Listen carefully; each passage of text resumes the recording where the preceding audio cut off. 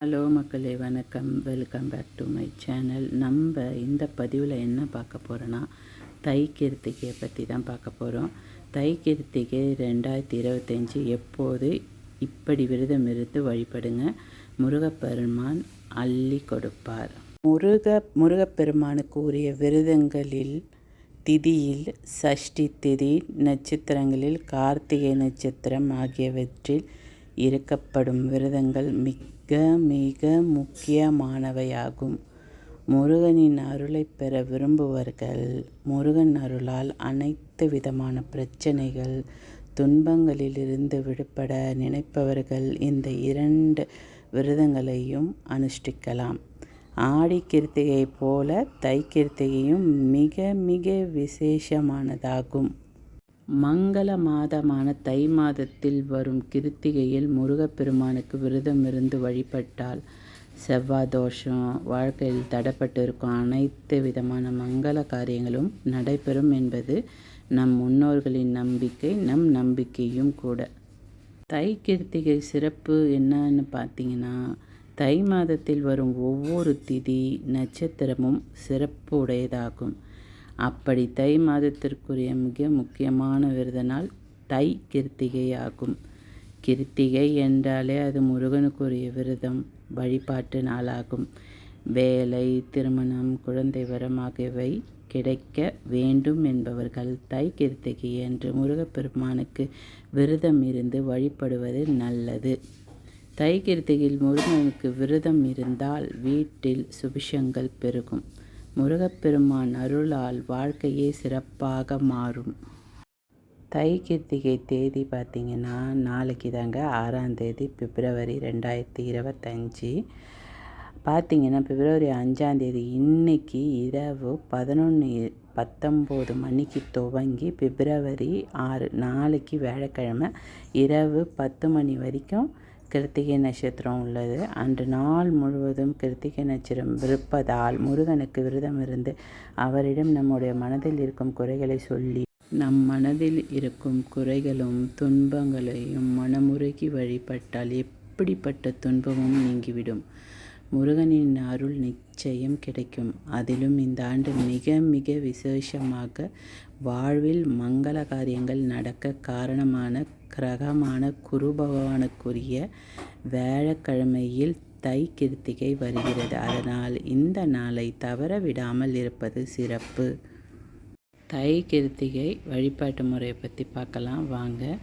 தை கிருத்திகை அன்று காலையில் குளிச்சு விட்டு அருகில் உள்ள முருகன் கோயிலுக்கு சென்று முருகன் சன்னதியில் நல்லெண்ணெய் தீபம் ஏற்ற வேண்டும். பிறகு 9 முறை சுற்றி வந்து மனதார பிரார்த்தனை செய்ய வேண்டும். முருகப்பெருமான் சன்னதியில் அமர்ந்து ஓம் சரவண பவ என்ற மந்திரத்தை முருகனை மனதார நினைத்து 108 முறை சொல்லி தியானம் செய்ய வேண்டும். இப்படி செய்வதால் முருகனின் திருவருள் கிடைக்கும். விரைவில் மங்கள காரியங்களில் இருக்கும் தடைகள் விலகி கெட்டி மேளம் கேட்பதற்கான வாய்ப்பு உருவாகும். அன்று நாள் முழுவதும் கிருத்திகை நட்சத்திரம் இருப்பதால் எப்போது வேண்டுமானாலும் விளக்கேற்றலாம். காலையில் ஏற்றினால் பல மடங்கு பலனும், மாலையில் ஏற்றினால் 2 மடங்கு பலனும் கிடைக்கும். நம் வீட்டில் விரதம் இருக்கும் முறையை பற்றி நம்ம பார்க்கலாம் வாங்க.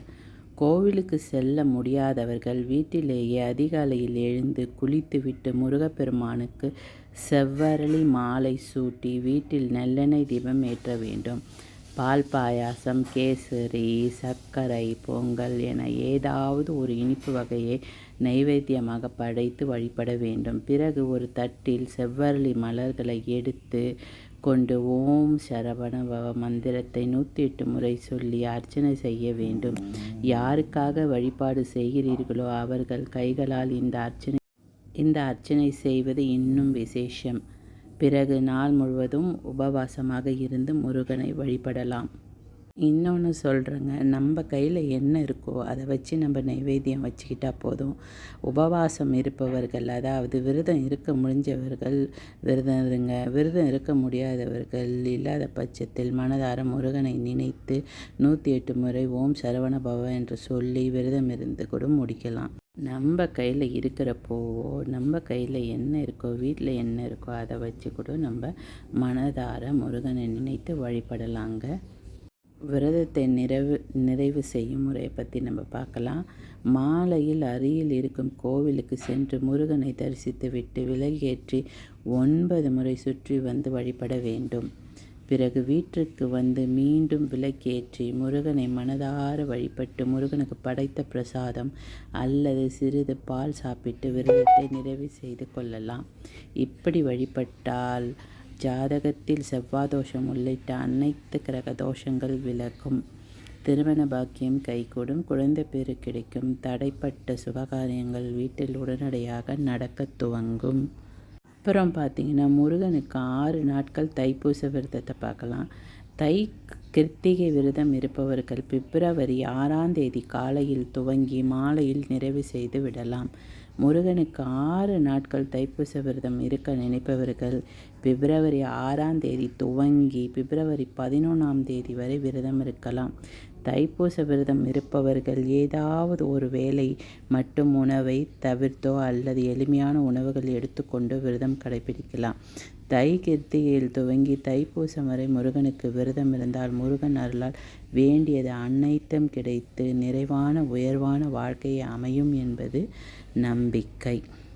ஓம் சரவண பவ.